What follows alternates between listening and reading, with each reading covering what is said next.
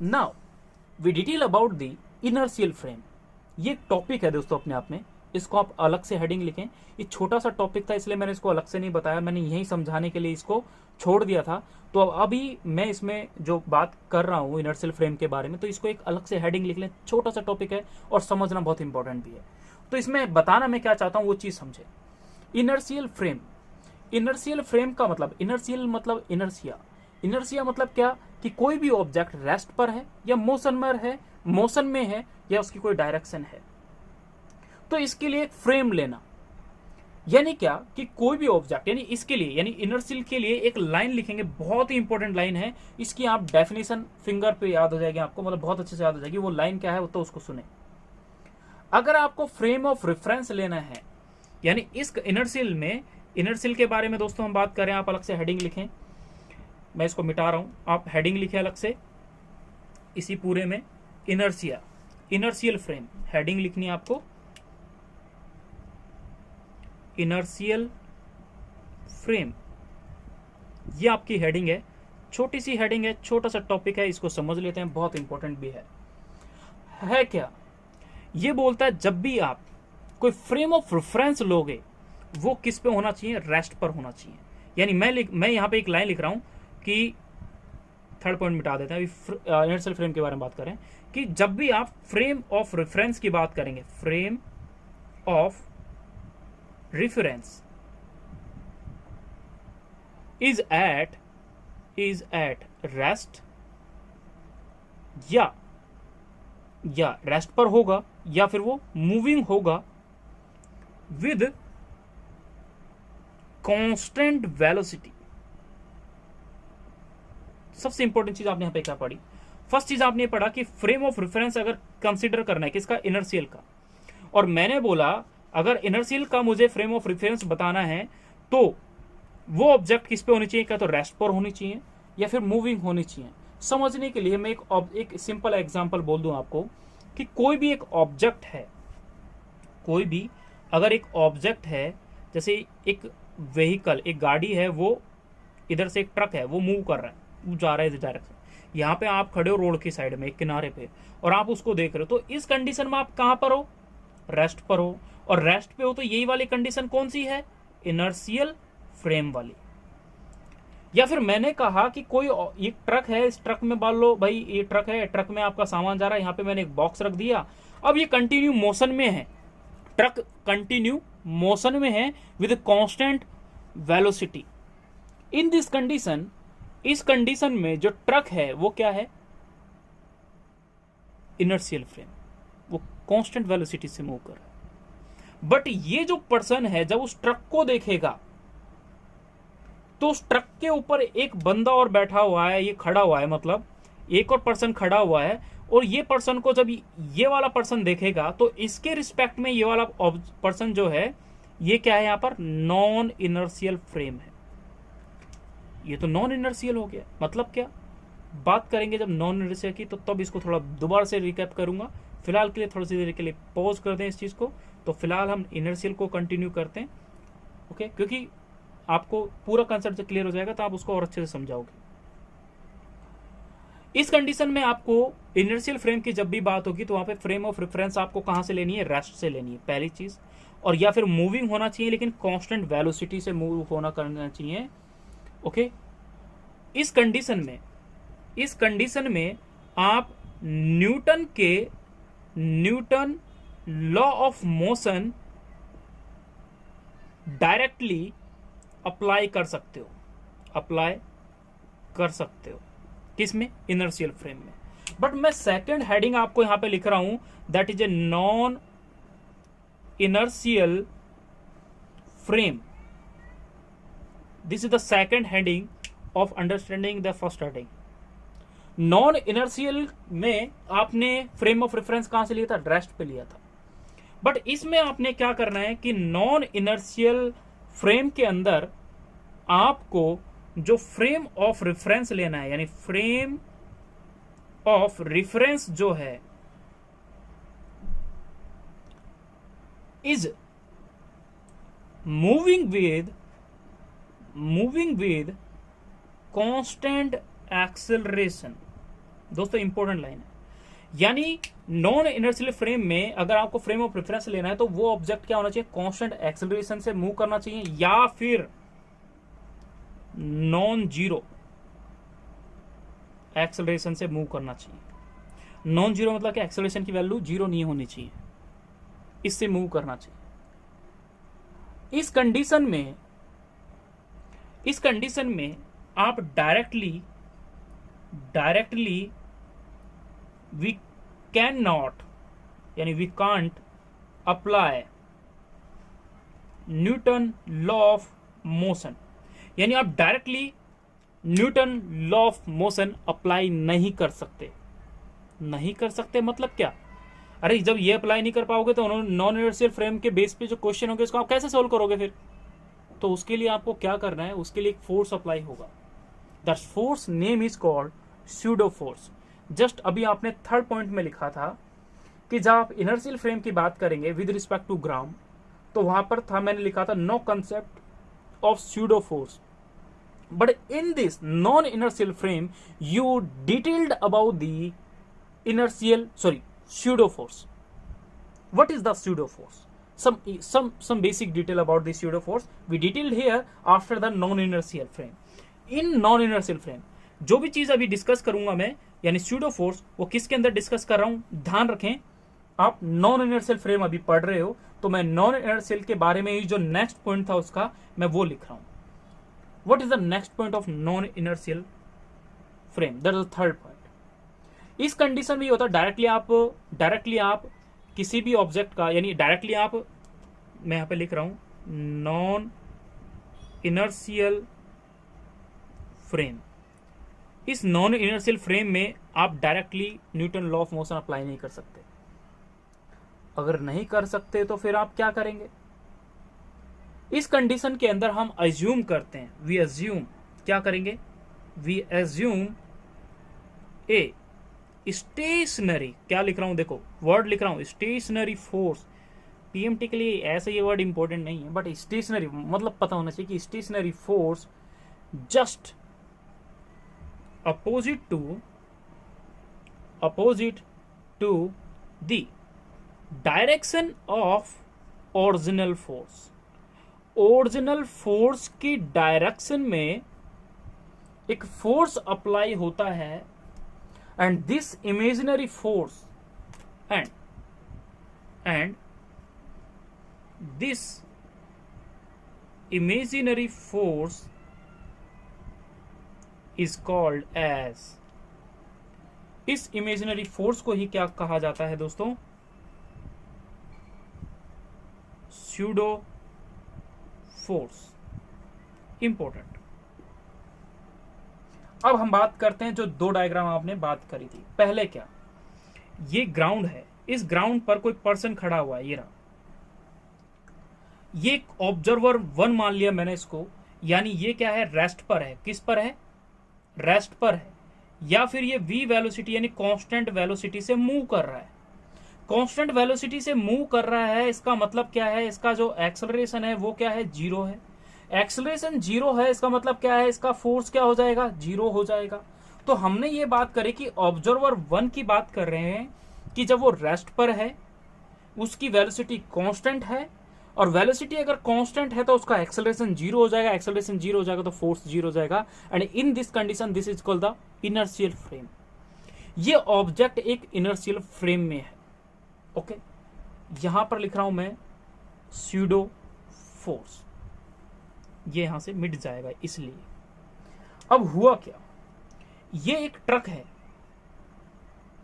ये कोई ट्रक है जो लोडेड है, बहुत सारा सामान भर के ले जा रहा है भाई। बहुत सारा मतलब क्या, एक बॉक्स रखा हुआ है यहाँ पे जिसके अंदर कुछ मटेरियल होगा। ये एक बॉक्स है, ये एक बॉक्स ले जा रहा है। यहाँ पर एक ड्राइवर बैठा हुआ है, ट्रक चला रहा है। अब इसने क्या देखा, ये वाला पर्सन जो है, और यहाँ पर एक पर्सन भी खड़ा है, ये खड़ा हुआ, ठीक है, ये ऑब्जर्वर टू कर देते हैं। इस ऑब्जर्वर वन के अकॉर्डिंग, जैसे सिंपल सी बात है, आप हो रोड पे खड़े हो और क्या है, गाड़ी में बैठे हुए बंदे को आप देख रहे हो, गाड़ी में बैठे हुए पर्सन को आप देख रहे हो। गाड़ी में बैठे हुए पर्सन को आपने देखा और गाड़ी को देखा, दो चीजें आई। इस ऑब्जर्वर ने किस चीज को ऑब्जर्व किया? इसने ऑब्जर्व किया कि ये रेस्ट पर है, तो ये तो इनर्शियल फ्रेम हो गया। बट ये ऑब्जेक्ट जो है, सो ट्रक के बारे में नहीं लिखा, the truck is moving with a constant acceleration. Acceleration क्या है यहाँ पर? कांस्टेंट है। अगर एक्सेलरेशन कांस्टेंट है तो ये जो इसका एक्सेलरेशन होगा ट्रक का, वही एक्सेलरेशन किसका होगा? इस पर्सन का होगा। और इस पर्सन का अगर वही एक्सेलरेशन है तो यानी एक्सेलरेशन इसका भी कांस्टेंट होगा।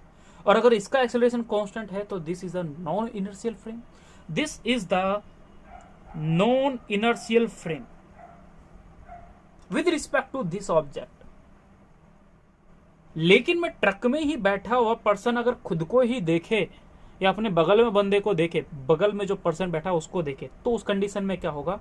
तो वो ऑब्जेक्ट उसके लिए क्या है? इनर्शियल कंडीशन में खुद बैठा हुआ है। But this condition is non inertial because if the truck is moving with a constant acceleration and the object inside it is also moving with the same acceleration. मैंने ट्रक को कहा या फिर किसी बॉक्स को कहा, तो both are in a non inertial condition. You know about that? Now assume some important fact and some important formulas to clear cut of these question. ये concept. What is the concept behind this? मैंने एक simple सी चीज बोली कि ये एक lift है। इस लिफ्ट के अंदर एक ऑब्जेक्ट लटका हुआ है, उस पर एक टेंशन टी है। यहां पर आप कॉर्नर में खड़े हो, चुपचाप कुछ नहीं कर रहे, दीवार इसका सहारा लेके खड़े हुए, ठीक है। एक आपने अपने भाई को या दोस्त को बाहर खड़ा कर दिया, ये आपके दोस्त हैं जो बाहर खड़े हुए देख रहे हैं कि मेरा दोस्त कब लिफ्ट से ऊपर आ जाए। ऊपर मतलब छत के, कहीं और नहीं। ये फर्स्ट कंडीशन समझते हैं, ठीक है। ये ऑब्जर्वर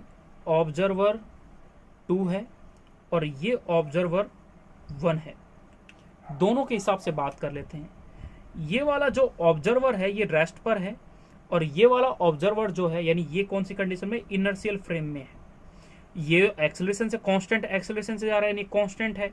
इस एक्सेलरेशन से अगर जा रहा है तो जो एक्सेलरेशन लिफ्ट का होगा वो इस पर्सन का भी होगा, क्योंकि देखो सिंपल चीज है ना कि अगर किसी गाड़ी में आप बैठे हुए हो तो गाड़ी जिस वेलोसिटी जा रही है तो वही वेलोसिटी तो आपकी है। बाहर वाला तो ये देखेगा ना, आप उसी वेलोसिटी से भाग रहे हो जिस वेलोसिटी से बस भाग रही है, यानी चल रही है। तो सेम यही तो हुआ कि जब लिफ्ट जिस हिसाब से जा रही होगी स्पीड से ऊपर, तो वही स्पीड आपकी भी हो गई भाई, कुछ ना कुछ तो होगी सेम, ठीक है। अब बात करते थोड़ा आगे। अब इसमें ये ऑब्जेक्ट जो है ये क्या हो जाएगा? नॉन इनर्शियल फ्रेम में आ जाएगा, ठीक है। अब मैं पहला पॉइंट इसके बारे में ए पॉइंट डिस्कस करते हैं। इस कंडीशन में सपोज करो कि जो लिफ्ट है, ये लिफ्ट में जो ये ऑब्जेक्ट है इस पे एक टेंशन लग रहा है टी अपवर्ड डायरेक्शन में। इसका जो मास है वो m है, इसका जो एक्सेलरेशन है वो इस डायरेक्शन में है, और इस पर जो वेट है वो कहाँ लगेगा? डाउनवर्ड लगेगा। एक कंडीशन मैंने ले ली यहाँ पर, कौन सी वाली? लिखो ऊपर। ए कंडीशन ये थी कि ये क्या है? इनर्शियल फ्रेम से ऑब्जर्वर की वेलोसिटी क्या होगी।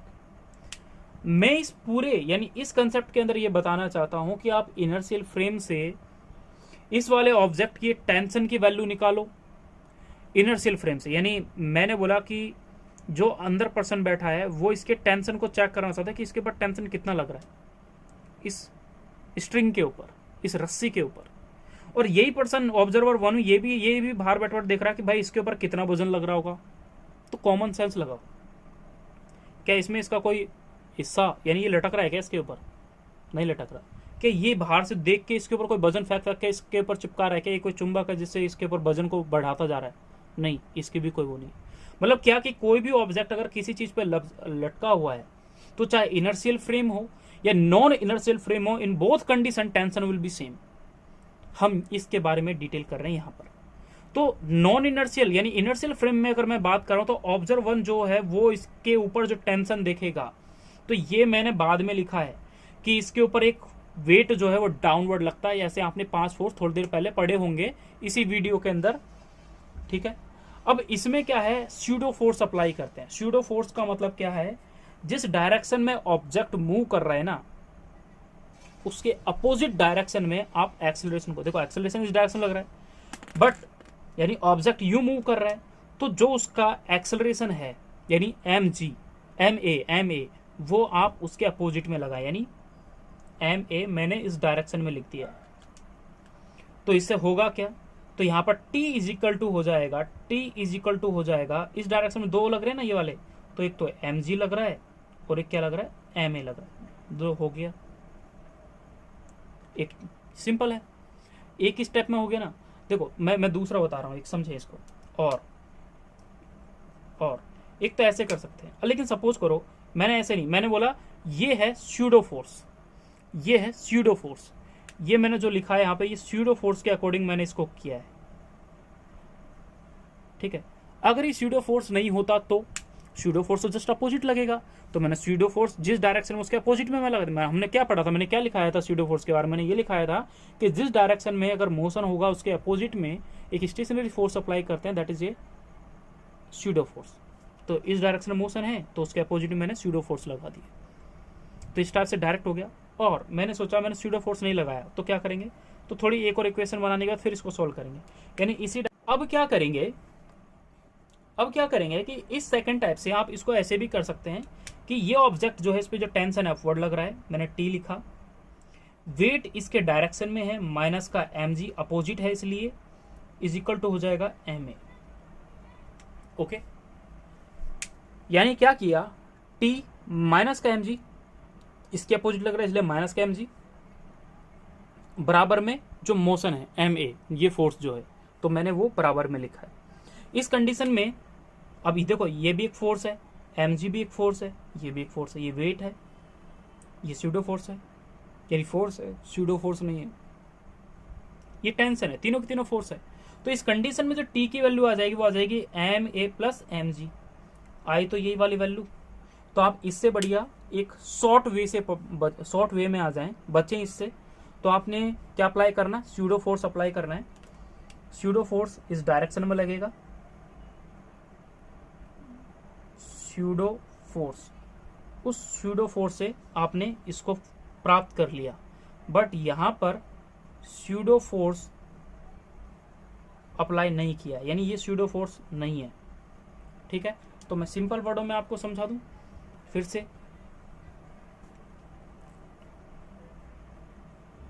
कि कोई भी ऑब्जेक्ट, इसका एक्सेलरेशन इस डायरेक्शन में है, हमेशा स्यूडो फोर्स से क्वेश्चन को करें, तो इसके अगर डायरेक्शन में इस डायरेक्शन, तो उसके अपोजिट में आप क्या लगा दें, जिस डायरेक्शन मोशन उसके अपोजिट में क्या लगा दें आप, स्यूडो फोर्स लगा दें। Pseudo force tension is equal to इन दोनों को ऐड कर दें, तो यही आएगा आंसर।